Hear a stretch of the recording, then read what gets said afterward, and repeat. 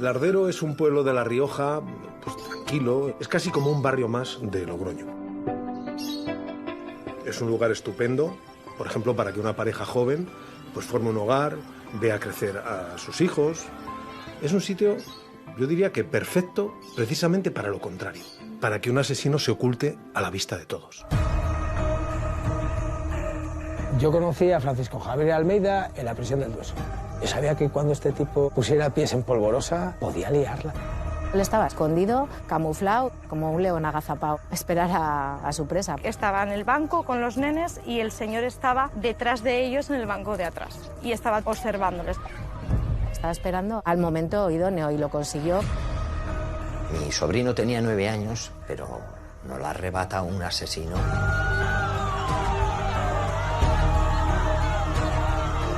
La policía estaba enterada porque les llamamos nosotras. Javier, no se ha hecho nada, no se ha hecho nada. Comentó que había matado a una mujer. Claro, la gente no lo creyó. Mari Carmen López Guergué era una chica de 26 años y fue asesinada por un depredador, Almeida. Le metí la primera puñalada del estómago y según la sacaba, la segunda en la trasera. No nos esperábamos que la destrozaran de esa manera, que hicieran lo que hicieron con ella. El fallo más garrafal es dejar a este hombre en libertad. Algo ha fallado, el sistema ha fallado. Hay un niño muerto y es un daño irreparable. Tanto mi hermana como ese crío no les tenía que haber pasado lo que les ha pasado. ¿Cómo lo sacas? ¿Cómo lo colocas en un sitio donde hay tantas víctimas potenciales para él?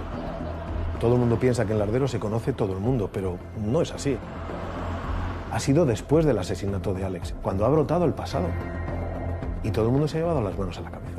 Esta es la pregunta que todo el mundo se hace. ¿Cómo ha podido ocurrir esto?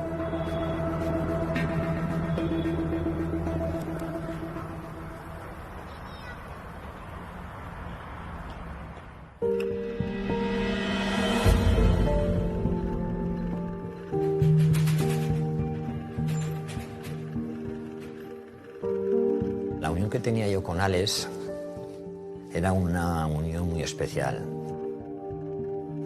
Ahí tengo una foto de él, que nada más que la miras, te está mirando. Aunque te pongas de frente, te pongas de costado, te pongas en la derecha, te pongas en la izquierda, Alex me está mirando.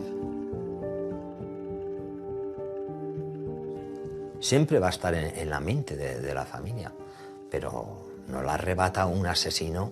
No es una enfermedad, no es un accidente. Puedes perder un hijo con una enfermedad, un accidente. Entonces, que no ha sido la manera esa.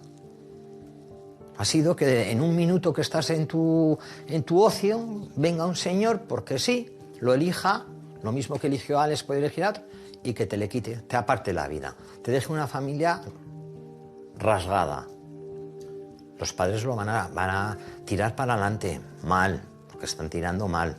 Son muchos recuerdos. ¿Sabe a quién me viene a la memoria? Que también lo he pasado muy mal, a su hermano. El crío lo está sufriendo muchísimo, no tiene la alegría que tenía cuando estaba su hermano. El crío se lo guarda todo, está de psicólogos. Cuando viene Alex, sabe que su hermanito no va a volver. Se lo guarda todo, pero cuando explota, explota de verdad.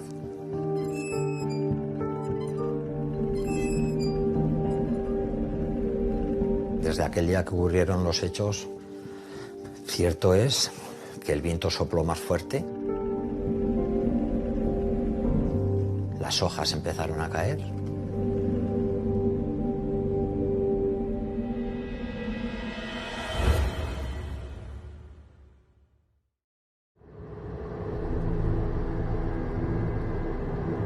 Yo llevo 90 días que mi cabeza es Alex. La verdad es que por dentro te hierve la sangre, te corroe.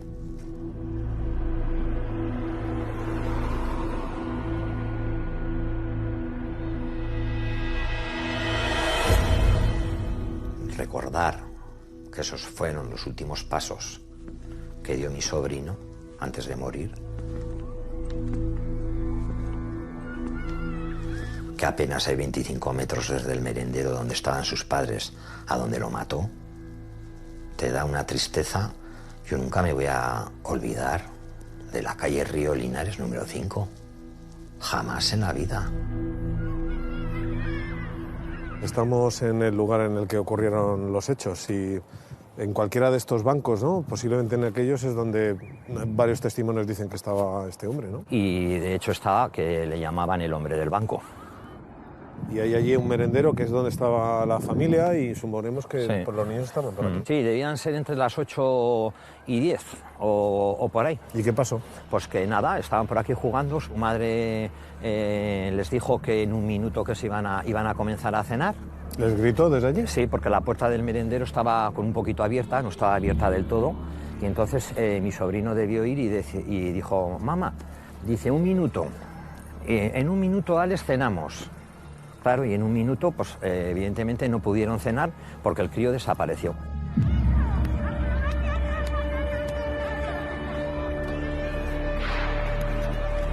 Entonces en la calle estaba la amiguita de 4 años y mi sobrino Alex. Entró la cría al minuto de pasar las cosas y diciendo que un hombre desconocido se había llevado a Alex. Y entonces pues ya saltaron todas las alarmas, mi sobrina al minuto llamó al 112. De manera inmediata lo que se trasladan a ese lugar, a la localidad de Lardero, son las unidades de seguridad ciudadana, acude también Policía Local de Lardero y a partir de ahí se empieza a buscar en los edificios a este menor porque una niña dice que ha visto cómo se lo ha llevado una persona adulta. Algo ha tenido que pasar para que Alex se marche con este señor. Se lo llevó engañado. Almeida sale sobre las 8 de la tarde de su vivienda. Es el día de Halloween. En el parque de enfrente a su vivienda localiza al menor, lo engatusa, lo convence y le lleva a su vivienda para que juegue con su mascota. Se extraña mucho, mucho, mucho, porque no era un crío que se iría con cualquiera y es que además han sido unos padres súper protectores.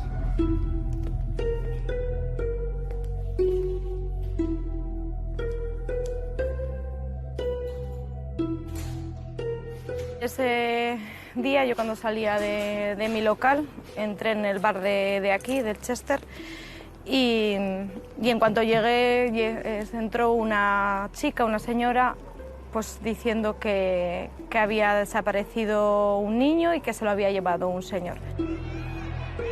Al minuto de dar aviso a la policía y se presentó, vinieron hasta aquí justamente y cogieron, y aquí en este portal, en el número 6, es donde estuvieron mirando en un principio, en todos los pisos, en todos los regalos. Porque imaginaban, por lo rápido que había sido todo, que tenía que estar cerca. Claro, ¿no? Claro. Mi hijo se acababa de ir hacía 15 minutos de ese parque, entonces lo que hice fue llamarle, pues para ver si él, como había estado jugando con los niños aquí, sabía algo. Mi hijo ya tiene 12 años. En cuanto le llamé y le pregunté por este nene, él enseguida supo que era Alex, además de hecho me dijo su nombre, y le dije que decían que se lo había llevado un señor, que se había visto algo, y él en cuanto a eso me dijo, mamá, eso ha sido el señor del banco.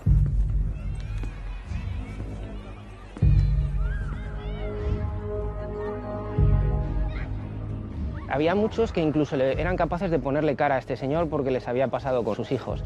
Otros, como mi caso, no le poníamos cara, pero sí sabíamos que algo pasaba y que siempre estaba sentado en un banco. La primera vez que yo supe de este hombre fue porque mi hija llegó con su amiguita, con una vecina, a decirme que había un hombre que le seguía. Cuando ellas venían al parque, este hombre le seguía hasta el portal. Luego vino la vecinita y dijo que este hombre le había invitado a subir a su piso, a darle comida a los pajaritos, y ella le dijo que no. Y hacía 2 semanas a mí me había comentado que había pues, un señor que no le gustaba, que se quedaba mucho mirándonos. Ese día estaba en el parque, estaba en el banco con los nenes y este hombre estaba detrás de ellos en el banco de atrás. Él me dijo exactamente cómo era el hombre, que era fuerte, pelo blanco, la parte de adelante no tiene pelo, me lo describió tal cual. Entonces yo lo que hice fue salir del bar, cruzar toda esta plaza, le dije, voy a hacer a Guardia Civil que están en el portal de al lado del trébol, y ahí mismo me dijo mi hijo que ahí no vivía, que vivía en el número 5.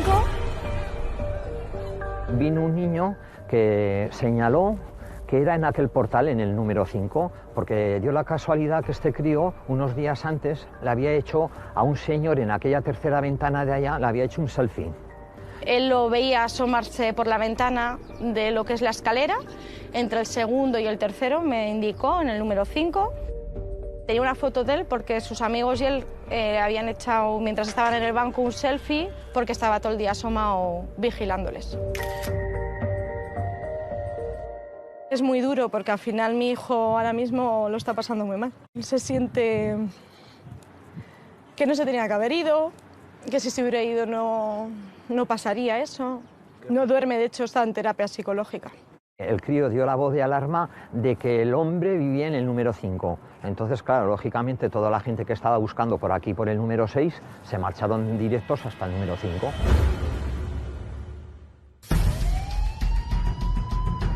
La gente de la policía local entra, suben a estas escaleras y en la segunda planta encuentran a Almeida con el pequeño Alex en brazo. A partir de ahí van llegando agentes de la Guardia Civil, custodian a Almeida, un agente de la policía local coge al pequeño Alex, lo baja aquí y otro agente... ¿Aquí mismo? Aquí mismo. Los padres lo vieron en el portal. Vinieron unos médicos y vino una vecina que debía ser enfermera. Le pusieron un desfibrilador, pero ya no daba señales, no hacía nada el desfibrilador. ¿Qué quiere decir? Que el crío ya no tenía ninguna constante vital.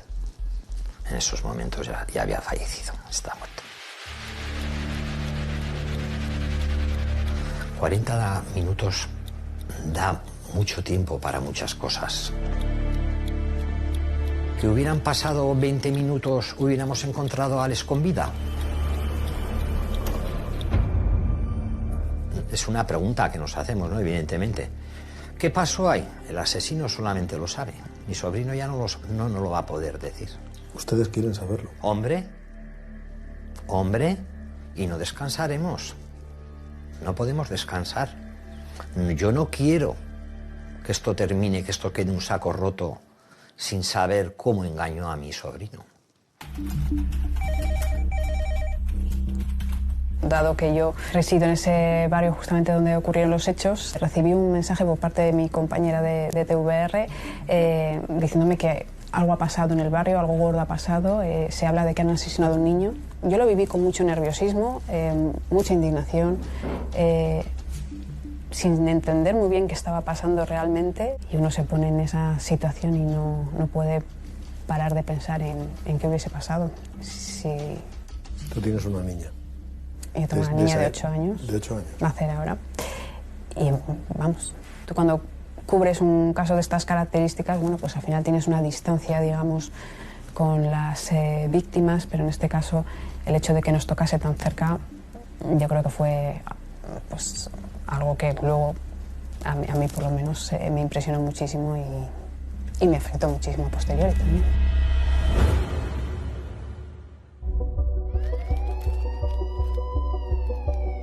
Aquí en la segunda planta es donde se procede, ya una vez que aquí se ha certificado ese fallecimiento, es donde se procede a la detención del señor Almeida.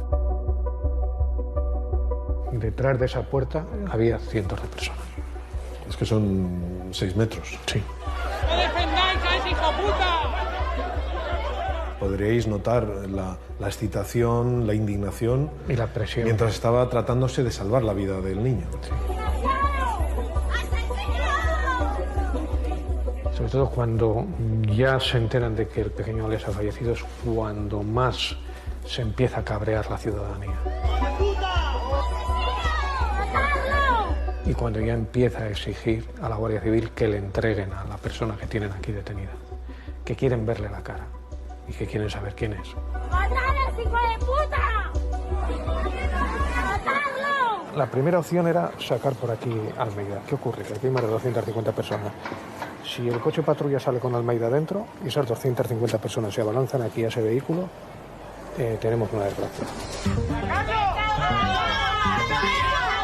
¿Qué hacen los responsables del operativo? Montar un señuelo. Se mete ese coche y se hace creer al público que Almeida va a salir por aquí. Lo que nos ocurre es que nosotros sacamos a Almeida por un recorrido por la parte de atrás para enfocarlo y meterlo en un coche camuflado que hay en la otra parte. ¿Pues salen por aquí caminando? Por aquí se sale caminando. Almeida está en todo momento escoltado.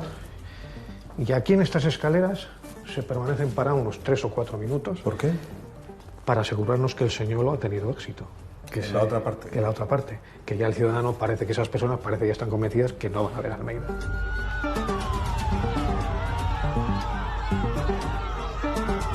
Una vez que se da el aviso de allí, que parece que las cosas se han apaciguado, Almeida sube por aquí. El vehículo camuflado está estacionado aquí. Cuando se está metiendo Almeida en el vehículo, había 4 ciudadanos que dieron la vuelta al edificio e intentaron agredirle. Los agentes de la Unidad Orgánica de Policía Oficial son los que impiden que Almeida sea agredido. Se le mete en el vehículo mampara y se sale de dirección ya a las dependencias de la orden. Uno de los guardias civiles, no sé por qué, pidió la documentación a un vecino porque había aporreado el coche donde este señor iba y así. Y a mí en ese momento me salió ir donde él y decir, ¿pero en serio? ¿Estáis pidiendo la documentación a este hombre cuando vosotros no habéis hecho nada? Y de hecho yo creo que hay un vídeo en el que me captaron justo en ese momento, que yo le gritaba, le decía, es que no habéis hecho nada, si es que ya lo sabíais. Sabían y no se ha hecho nada, no se ha hecho nada.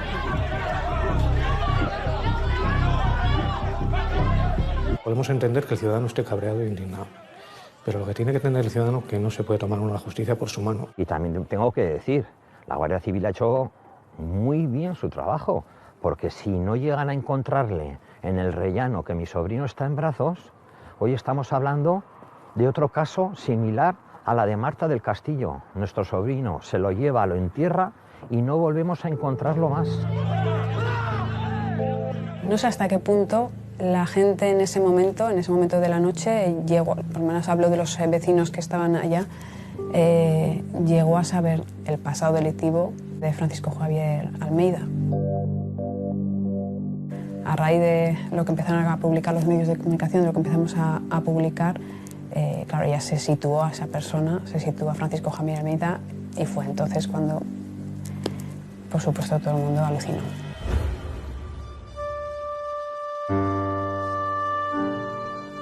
Crimen terrible, el de un niño de 9 años anoche en Lardero.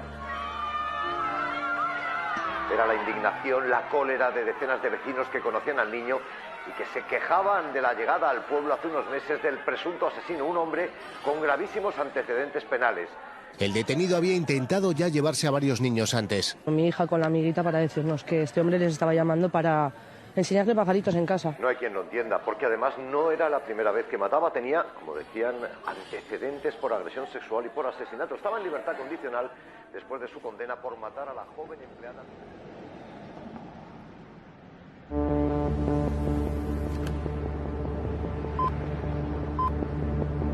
Son las 7 de la mañana y nos trasladamos a la localidad de Lardero, en Logroño. Iba conduciendo, iba a trabajar a las 7 de la mañana y oí pues un crimen en Lardero. Y sigue la noticia, un viejo conocido de la policía, Francisco José Almeida. Ahí se me heló el corazón, se me heló la sangre. Estos acontecimientos hacen sacar todo el dolor otra vez. El dolor, la rabia, la impotencia, la injusticia. Desde ese día llevamos días sin dormir, mal. O sea, tienes que volver a recordar todo y sobre todo seguir para adelante, porque tienes que seguir trabajando, tienes que estar con tus hijos. Pues la noticia me cayó como, vamos, como una puñalada.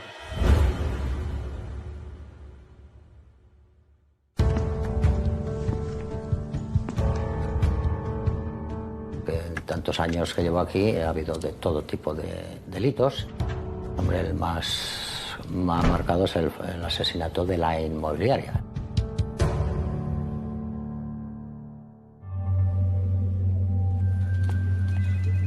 El 19 de agosto recibimos por la mañana una denuncia por una desaparición de una mujer que llevaba 2 días desaparecida y podía ser inquietante.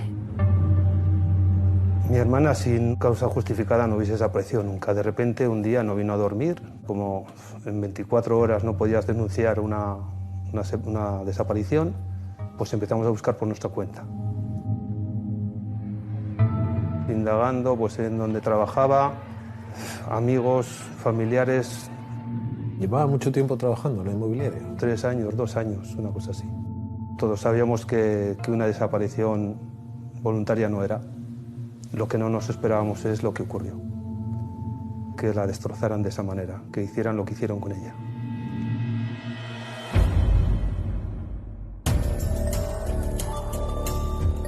El 17 de agosto de 1998, Almeida visita un piso con Mari Carmen.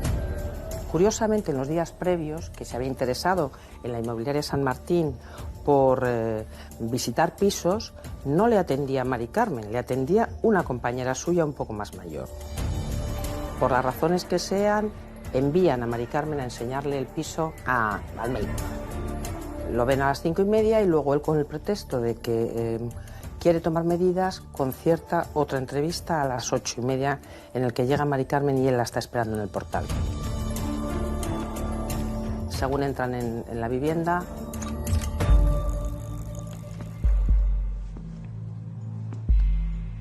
él va por detrás y según llegan a un dormitorio con 2 camas, es donde se abalanza de manera brusca, imprevista y por detrás.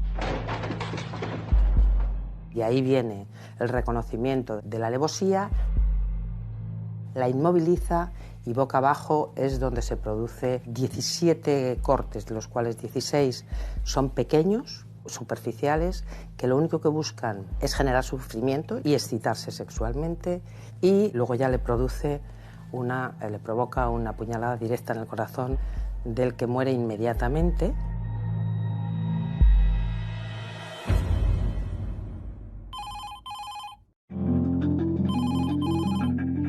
Desde la sala del 091 nos llamaron para informarnos de que había aparecido una mujer muerta en un domicilio. Nada más ir al lugar, lo primero que vimos fue un bolso, el bolso de la mujer que lo había dejado en un aparador que había en la entrada a la derecha. Y luego ya posteriormente, cuando fuimos mirando habitación por habitación, y al llegar a la que se encontraba el cuerpo, pues la mujer estaba muerta transversalmente a la cama. Llevaba muerta 1 día y medio, 2 días. Y en su pantorrilla aparece una gota de sangre que, por deducción, no corresponde a la víctima. La gota es de caída.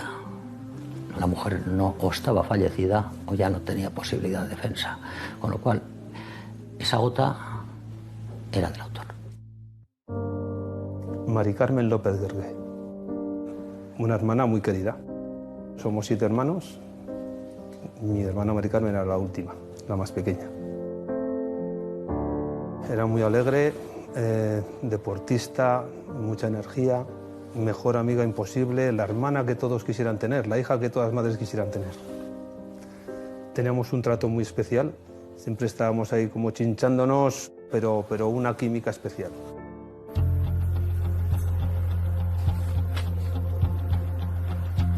Mari Carmen López Guergué era una chica de 26 años que se casaba pocos meses después y fue asesinada por un depredador, Almeida.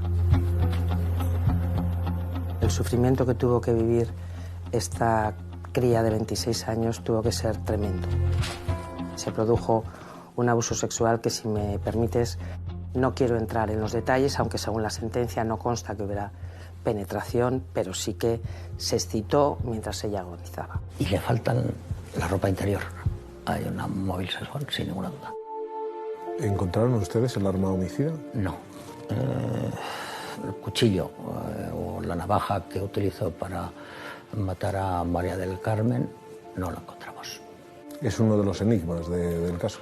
Sí, la navaja y las bragas que se llevó. Y nunca aparecieron. Es un dolor, una impotencia que nadie que no lo haya pasado lo puede entender. Un dolor que el tiempo no va a borrar. El recuerdo sigues viviendo, sigues tirando para adelante, tienes hijos, familia, hermanos, primos, sigues haciendo la vida igual, pero el dolor está siempre ahí. El recuerdo de ella no se olvida nunca. Si realmente lo superé es porque mi madre lo superó. O sea, ver a mi madre, la fortaleza de mi madre de seguir adelante, yo tenía que seguir. Por mis hermanos, por todos. Al día siguiente hablamos con 2 personas que lo conocían al autor y nos dicen que sí, que efectivamente el día de los hechos cuando murió Pachi estaba con ellos. Pachi le llamaban, pues estamos hablando de Francisco Javier Almeida. Estos amigos lo que hacen es situarlo ya ese día a las 8 de la tarde y el 22 lo detuvimos a mediodía. Él nos dice que sí estuvo con ella a las 5 de la tarde, a las 5 y pico, y nos dice que se cortó con un metro que allí había. Lo de que había sangre solo lo sabíamos nosotros y el autor. Y luego se pudo determinar que el autor era Francisco Javier.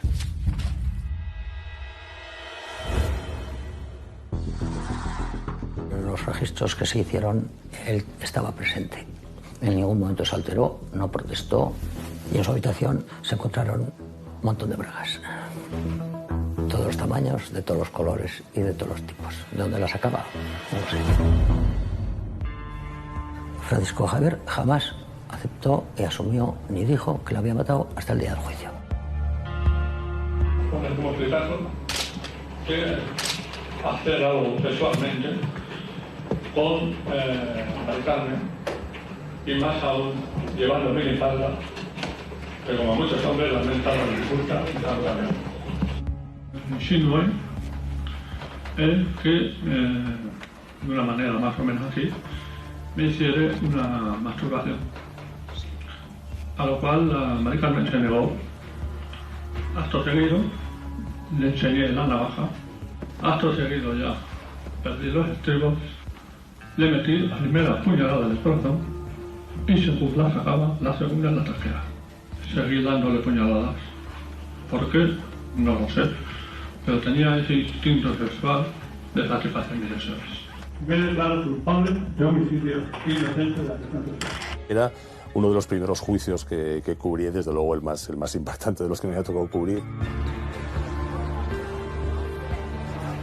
Todavía no estaba sentada ni mucho menos la fórmula de jurado popular y esto provocaba dudas tanto en la sociedad como en el ámbito judicial. Recuerdo a Alfonso Santesteban porque me acuerdo que hizo un grandísimo esfuerzo pedagógico para explicar al jurado popular, que se le veía pues inicialmente nervioso, ¿no? Explicándoles todos los detalles, cuáles eran sus cometidos, tranquilizándoles y sobre todo informándoles muchísimo. La intencionalidad fija, obsesiva de violar y matar. Fue un juicio muy mediático. Tuvieron muchas cadenas de televisión, radio, prensa escrita, no solamente, digamos, locales, sino a nivel nacional. Generó mucha expectación en la sociedad riojana, porque los hechos fueron gravísimos. Luego recuerdo a Victoria de Pablo, fue muy dura en los cuestionarios, en las preguntas que hacía. Utilicé una treta que me parecía que funcionó bien. Y es que yo le miraba tan fijamente como él a mí, porque yo lo que quería es que el jurado viera cómo era. El acusado mintió hace 10 años. Es un argumento, aunque haya razón. No me produjo miedo en ningún momento. Me produjo desprecio, repugnancia. Era frío y se enfadaba. En primer lugar, me he sentido ofendido por parte del Ministerio Fiscal. Mire, perdone, pero perdón un momento. Tal manifestación, teniendo en cuenta lo que estamos juzgando, no sé cómo llamarlo. No sé cómo llamarlo. Es que compararme con un actor, cuando mi corazón me dice que yo me arrepiento del corazón, eso no es un actor, eso es el corazón el que nos manda. Bien, eso sí que lo veo oportuno. Eso lo pongo bien claro. El acusado se sentó junto a sus abogados, que eran 2, era un abogado y su hija, también abogada, y no habló mucho con él. Eso revela desde mi punto de vista que estaba un poquito ajeno. Era como, diríamos, al tendido, que no estaba, aquello no iba con él. Se ve en las imágenes cómo está jugando con el pie, las piernas cruzadas y moviendo el pie rítmicamente, se toca la cabeza, incluso hay una vez que está hablando el abogado defensor de una intención de violar o matar, está haciendo esa referencia y suelta una sonrisa. El delito es intencionalidad. Nos impactó mucho las explicaciones suyas de por qué aprende Aikido, los golpes los recibía por la espalda, en fin, lo tenía todo muy nítido. El Aikido, yo empecé a hablar de Aikido cuando era un chaval. Y era porque todos los golpes y toda la gente que me hacía conmigo, que venía por detrás, y yo no oigo a la gente que me viene por detrás, yo no oigo los pasos que da la gente, no oigo los de la gente, para poder defenderme, no solamente inmovilizar. Señor Almeida, por favor, póngase junto a su abogado, que es donde... póngase ahí. Sí. No solamente es una técnica de inmovilización, como aquí explicó el profesor, es una técnica de defensa que permite defenderse hasta de rodillas y tumbar. Es el arte marcial más idóneo para una persona que tiene una discapacidad. Yo no soy psicólogo ni psiquiatra, pero no creo que justifique hasta ese punto de causar la muerte de una persona, y además de la forma que lo hizo. El jurado en este caso entendió que el acusado sabía lo que hacía, sabía que lo que cometía estaba mal y que constituía delito, como era matar a una persona y encima abusar de ella. Sí recuerdo, porque lo tengo muy grabado, que cuando estaba explicando esto, el psiquiatra de la asociación dijo, mirando al jurado, sé que es muy difícil entender que la maldad existe, pero el acusado distingue perfectamente el bien del mal. Le puse 20 años porque era la pena máxima por asesinato y 10 por la agresión sexual. Él midió perfectamente los tiempos de dolor y los tiempos de muerte, perfectamente. ¿Qué pensarían los que ponen las leyes que cuando le quitan la vida de la forma que le quitaron la vida a mi hermana, te van a dar una indemnización de 40 millones de pesetas pagando 20 euros al mes? Al principio tenía que bajar mi madre con un hermano de Aguilar a Viana a firmar que recibía, y era pues imagínate, eran 2 días sin comer, sin dormir, tener que estar soportando todos los meses el nombre de esa persona cuando pagaba. Casi todos hacen lo mismo. Van pagando 50 euros, 40, para cumplir uno de los requisitos que saben que van a necesitar para poder obtener en su día o el tercer grado o la libertad condicional. Para pagar, y no es ninguna actuación, reitero mi perdón a la familia.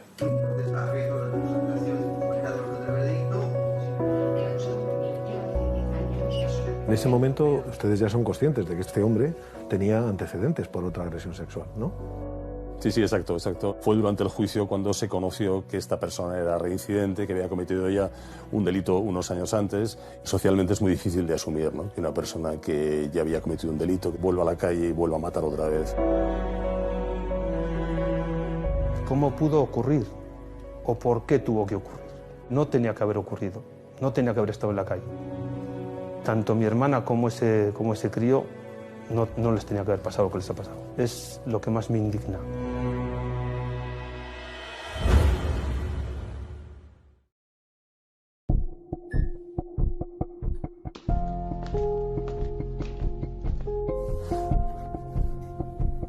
Una de las primeras cosas que se hace es ver qué tiene en el archivo policial. En el archivo le figuraba una agresión sexual del año 89. Entonces yo era inspector jefe y estaba en policía judicial, en la brigada de policía judicial. Tuve que, con otro compañero, instruir las diligencias por aquel tema. El autor llamó al colegio de la niña, habló con la directora y le dijo que si podía salir porque estaba la madre enferma. Entonces la niña fue a casa y le estaba esperando en la escalera o en el portal y le dijo, oye, que tu madre está en mi casa. Bueno, la niña pues probablemente se extrañó, pero bueno, pues le acompañó a su casa y allí, según la declaración de la cría, pues le hizo una proposición de índole sexual y luego le rodeó el cuello con una cuerda, un cordón, y la niña llegó a perder el conocimiento. Luego se despertó y se marchó a su casa. O sea, el otro no le puso más pegas, la niña se fue a su casa y se lo contó a su padre.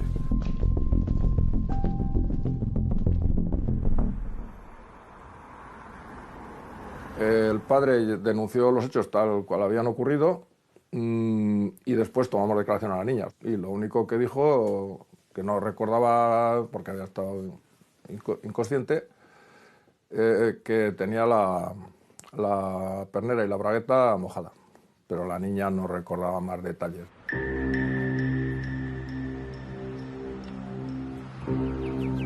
Yo era muy joven. Me acuerdo de aquella noticia. Sí, identifiqué en ese momento, hombre, el chico que ha estudiado en el colegio con nosotros, ¿no? Con mis hermanos, conmigo. Vivíamos muy cerca, o sea, mi domicilio, del domicilio donde sucede esto, estaba a menos de 200 metros. Yo no coincidí en clase con él, pero sí un hermano mío, 3 años mayor, coincide en la misma clase con Francisco Javier Almeida.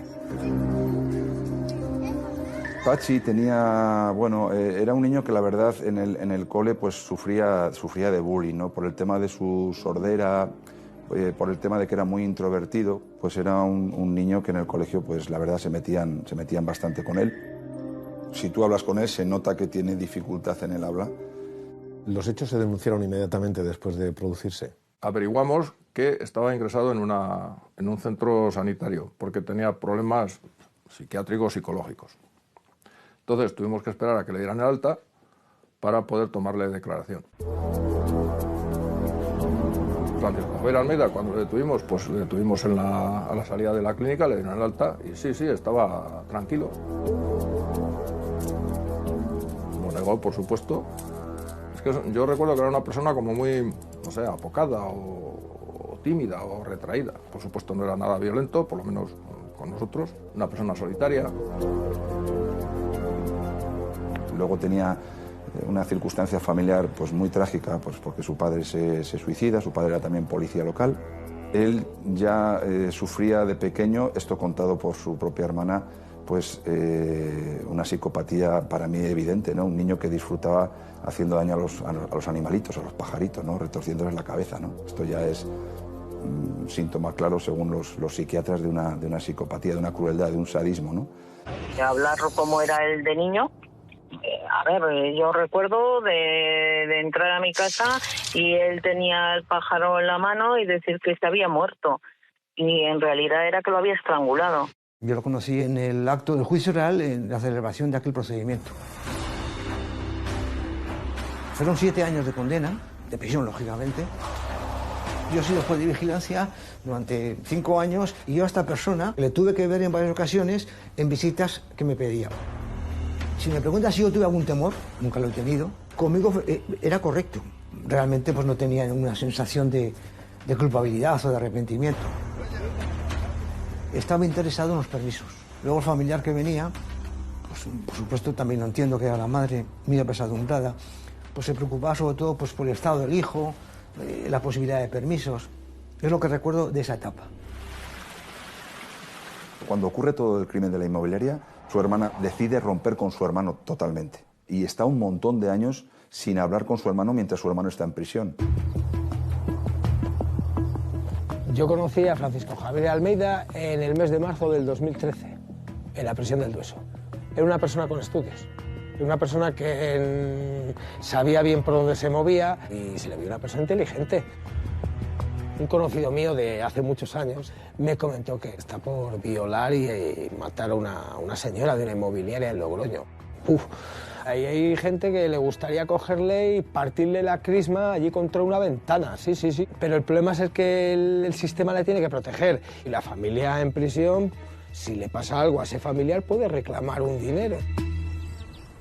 Pachi tenía en prisión una relación, solía venir a verle, una especie de novia, si se le puede llamar. Tenía una novieta allí y todo. Mira, y te soy sincero, a Miguel Carcaño le escriben miles y miles de chavalas. Algo está pasando en un país cuando personas que cometen determinadas cosas acaban siendo príncipes.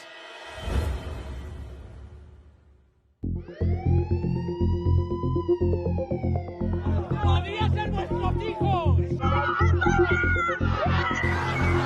Si no sale en la tele, yo no sabía que había salido Javier Almeida, pero yo sabía que cuando este tipo pusiera pies en polvorosa, podía liarla. Para mí no fue una sorpresa este crimen. ¡No defendáis a ese hijo puta! Javier, no se ha hecho nada. No se ha hecho nada.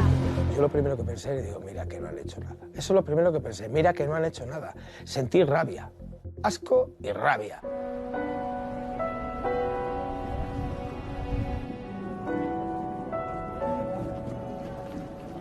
A raíz del suceso del niño Alex, la hermana se pone en contacto conmigo porque tenía una gran carga por él y me manifestó que no estaba sobrellevando nada bien lo de este niño porque en cierta manera se sentía, no responsable, pero sí muy afectada, ¿no? Lo primero es acompañar a la familia del pequeño Alex en su dolor. Estamos consternados con lo que ha sucedido. Llevamos días sin descansar, sin dormir, por lo que este monstruo le ha hecho al pequeño. Me pongo en el lugar de esa familia. Nos hubiese gustado acompañarlos en su dolor, en esa concentración por un niño inocente. Era la única persona que Francisco Javier Almeida tenía, por decirlo así, contacto fuera, era su propia hermana. Y claro, uno de los requisitos que la Junta de Tratamiento e Instituciones Penitenciarias pone para la concesión ya de un tercer grado, de una puesta en libertad provisional, es que tenga alguien afuera, una especie de persona que se vaya a hacer cargo de él. Se pusieron en contacto conmigo un psicólogo y el trabajador social de la prisión para decirme que lo tenían que poner en libertad, que él había hecho las terapias de rehabilitación y que lo iban a reinsertar, que yo ayudara a reinsertarlo, ayudando pues un poco a todo, a encontrar vivienda, a buscar trabajo. Ella me lo dijo textualmente: si a mí instituciones penitenciarias me llega a decir que había informes en contra, habría dicho que le hubiesen dado 2 vueltas a la llave de su celda y la habrían tirado al mar la llave. O sea, jamás se me habría ocurrido el proponerme como persona de enlace afuera si yo hubiese sabido que mi hermano seguía teniendo los problemas que tenía, ¿no? El sistema, evidentemente, ha fallado. Habría que buscar el porqué.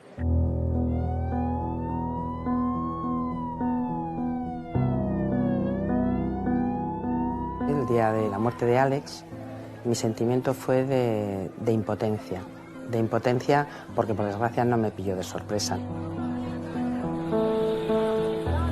Te dices cómo no hemos podido evitarlo. No cómo pudo ocurrir, sino cómo no hemos podido evitarlo.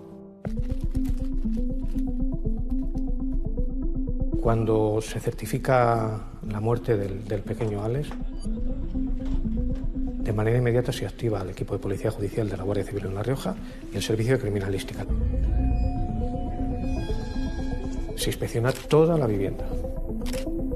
Se recogen pelos de la peluca, que se ve perfectamente en las imágenes que se dieron a conocer. Y diferentes muestras de ADN, que es lo que se manda a analizar. En el salón lo que tiene es la jaula donde está el animal. Creo que es una porni. Entendemos que donde está la mascota es donde acaba con su vida. A la mañana siguiente se realiza la autopsia al pequeño Alex y ahí ya se puede certificar que su muerte ha sido por asfixia. No se le ha podido salvar la vida al pequeño, pero la RAPID ha permitido detener a este individuo y ponerlo a disposición judicial. El día de la reconstrucción fue también un día complicado para los investigadores. Almeida no colabora en ningún momento durante la instrucción de las diligencias. No habla, no dice, calla, no responde a las preguntas. En Francisco Javier Almeida observé sobre todo su mirada, ¿no? Esa mirada que puede ser similar a la de un depredador, esos ojos vacíos, ¿no? Carentes de expresión. Estamos hablando de un delincuente, de un asesino que está curtido, que ha pasado más de media vida en prisión y sobre todo que conoce el sistema.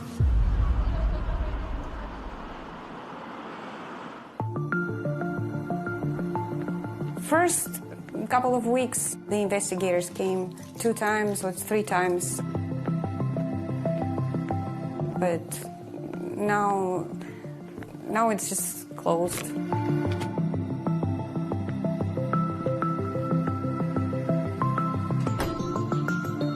What do you remember about this neighbor? He was very communicative and very talkative, but very polite. he asked me for my number one time. Your telephone number? Yeah. I tried to escape the conversation, but he was very insisting all the time, asking me always to go, Tamara, I'll go. And I kept telling him no. He kept inviting me either to his apartment or to go to pool in the summer together, and I kept saying no. It didn't seem strange. I didn't feel fear, and that's when this happened.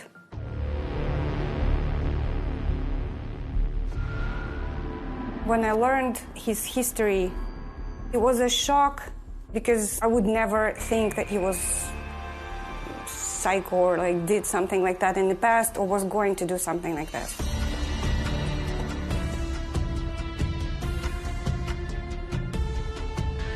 Y pasaba desapercibido, no llamaba mucho la atención y lo que estaba es eso, esperando pues como un león agazapado a esperar a su presa.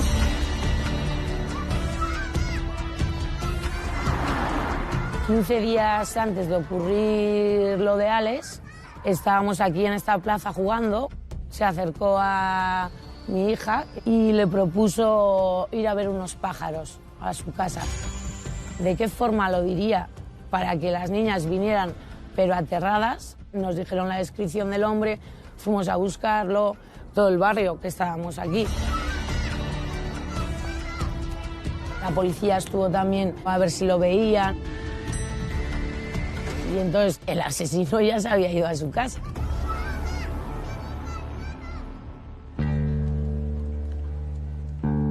Los policías locales todos los días están en dos sitios, cruzando a los niños en un colegio y cruzando a los niños en otro.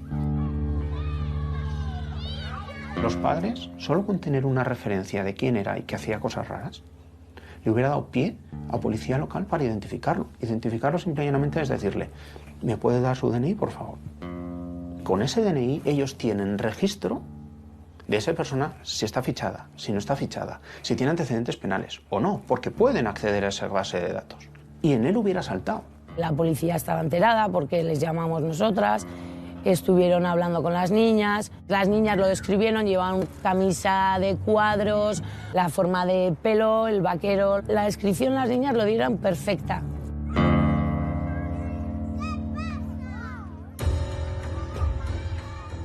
El episodio con mi hijo de Abril fue que se le acerca un señor que le había preguntado cómo se llamaba, si quiénes eran sus amigos, que si tenía hermanos, que se los señalase, que si estaba solo, que quiénes eran sus padres, o sea, una serie de preguntas que no es normal para una persona que no conoces de nada. El 14 de abril a las 9:30, 10 menos cuarto, llamé por teléfono a la policía.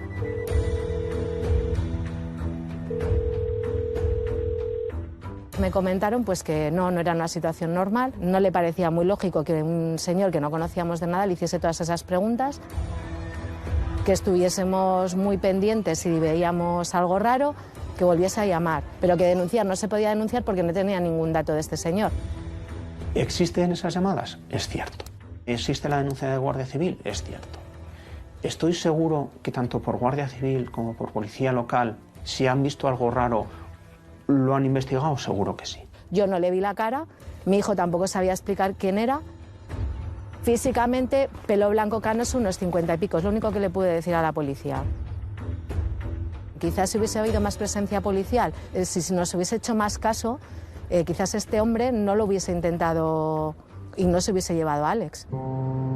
Yo cuando le puse cara realmente, estaba con mi hija en el coche y yo tuve que frenar para darle paso. Y es cuando mi hija me dice, mamá, ese es el viejo. Yo me le quedo mirando, pero él nunca me miró a mí.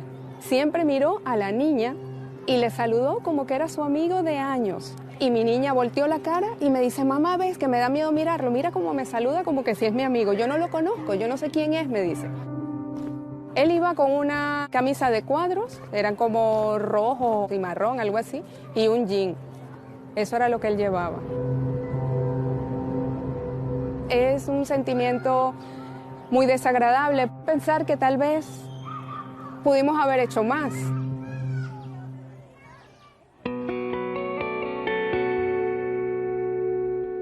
Regento Una cafetería en la cual Pachi viene a por un café, viene a por una cerveza o a por tabaco. Un día puntual que se sentó con otros, él comentó que había matado a una mujer. Claro, la gente no lo creyó, porque comentar una cosa así... En el bar Anayet escucharon en su día que él se jactó de haber matado a una mujer. ¿Alguna llamada se produjo? Un segundo. Sí. En ese bar no era raro ver a desayunar a nuestros agentes. El señor del bar se lo dice al vecino del quinto del cuarto y no se lo dice a la policía. Por favor. Por favor. A ver, el fallo es nuestro. O sea, ¿qué hemos hecho mal para que la policía no se ha considerado un amigo? ¿Cómo están sus agentes, alcalde? Los agentes del Ardero están mal. Usted está mal. Es mi pueblo.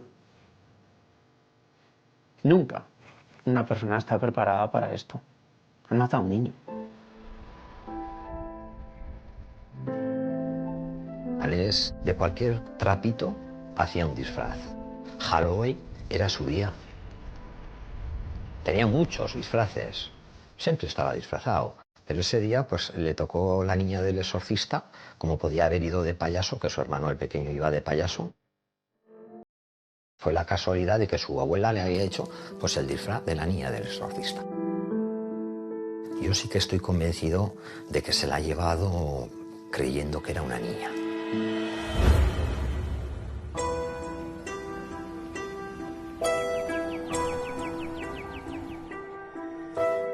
Nos hemos personado en los juzgados en nombre de los papás de Ale y llevaremos también la acusación particular. Usted ya se había personado en nombre de la Asociación Clara Campoamor como acusación popular, pero también va a asumir la acusación particular. Sí, sin duda alguna la calificación será de asesinato. Pediremos prisión permanente revisable y sin duda aquí estamos ante un asesinato. La posición que tienen ahora mismo los padres de Ale es completamente normal. Ellos tienen a su hijo muerto de 9 años y lo que desean es que personas así no vuelvan a pisar la calle y no, sobre todo que nadie tenga que volver a vivir el dolor que ellos están viviendo. Esa misma noche nos dicen que la persona que ha asesinado a ese niño tiene antecedentes penales por agresiones sexuales y asesinatos previos. Yo miro al jefe de la policía local y digo, ¿sabemos algo? Y dicen, nada. Miro al sargento de Guardia Civil y digo, ¿y vosotros tampoco sabíais algo? Dicen, nada. Dicen, la ley les protege. Yo creo que el ayuntamiento no lo tiene que saber, ni el vecino, probablemente de al lado, pero las fuerzas del orden, policía, Guardia Civil, por lo menos que sepan, tener un aviso de que hay unas personas de estas características. Igual si alguien denuncia un problema, tienes por dónde iniciar. Entiendo que puede ser estigmatizarlo y que también tiene sus derechos, pero igual se pueden controlar más, igual se puede hacer una vigilancia un poco más personalizada. Hoy ha sido un día muy especial en la localidad riojana del Ardero. Había que volver al colegio después del crimen del pequeño Alex, con padres y pequeños muy afectados y con la polémica sobre la excarcelación del sospechoso aún muy a flor de piel. En el año 2020, cuando ya en febrero, cuando había cumplido 3/4 partes de la condena, se le otorga el tercer grado, pero un tercer grado restringido, que no podía salir del centro de inserción social en el que se encontraba. El fallo más garrafal es dejar a este hombre en libertad. Algo ha fallado, el sistema ha fallado. En este tipo de delitos y el tipo de delitos que ya había cometido Almeida, el riesgo cero es muy difícil, pero sí que hay mecanismos de control que permiten analizar si una persona está preparada para esa reinserción social o no. Una de las cosas que tenemos que tener muy claras es que se le concede el tercer grado penitenciario en contra de los informes que se han realizado por parte de los trabajadores penitenciarios. En la parte técnica de la Junta de Tratamiento se oponía a la concesión del tercer grado del interno. Entonces, el interno recurre y la Secretaría General, el centro directivo, concede este tercer grado, que, claro, evidentemente conlleva su traslado a la prisión de Logroño. Entonces ya quienes se hacen cargo de ese expediente ya no son quienes conocen directamente tanto al interno, porque los que han trabajado con ellos son los profesionales del Dueso que han estado más de 20 años tratándole. Entonces, pese a las discrepancias, ¿todo ocurrió dentro de la legalidad? Se ajustó a legalidad. El juez de vigilancia penitenciaria puede acordar que tenga esa libertad condicional cuando se ha cumplido las 3/4 partes de la condena, el reo tiene una buena conducta y está en tercer grado. En este caso en concreto faltaban 2 años para que la pena se hubiera cumplido de manera íntegra. Pero claro, evidentemente al final la pena se cumple. Nosotros hacemos nuestro trabajo dentro, pero necesitamos la implicación de otros elementos fuera para que no vuelva a haber reincidencia por parte de estos internos. Sí que habría que tener algún mecanismo que permitiera que determinados perfiles se les pusiera algún tipo de impedimento para acercarse a determinados lugares o para hacer determinadas actividades, para ostentar determinados puestos de trabajo. La indignación en el barrio sigue siendo la misma porque no entendemos cómo un señor con esos antecedentes podía estar viviendo a 30 metros de un colegio y a 50 de un parque. Esa gente, lo siento, pero no merece más oportunidades, porque las oportunidades son que se llevan vidas por delante. O sea, no hay que darles oportunidades a según qué perfiles. No queremos que se repita, me da igual que sea aquí que en otro sitio. Nos da igual, queremos que las leyes cambien, que no amparen a este tipo de delincuentes. Todos aquí en el barrio nos preguntamos eso. ¿Cómo pudo ocurrir esto? Se dicen muchas cosas, que no hay que legislar en caliente cuando ocurren los hechos. Pero es que hay que legislar en frío para que luego no tengamos que pasar por lo que estamos pasando. ¿Cómo hay que legislar? ¿En caliente o en frío? Esa es una pregunta muy interesante. Por supuesto. Y la he oído muchas veces y nunca he oído una respuesta clara.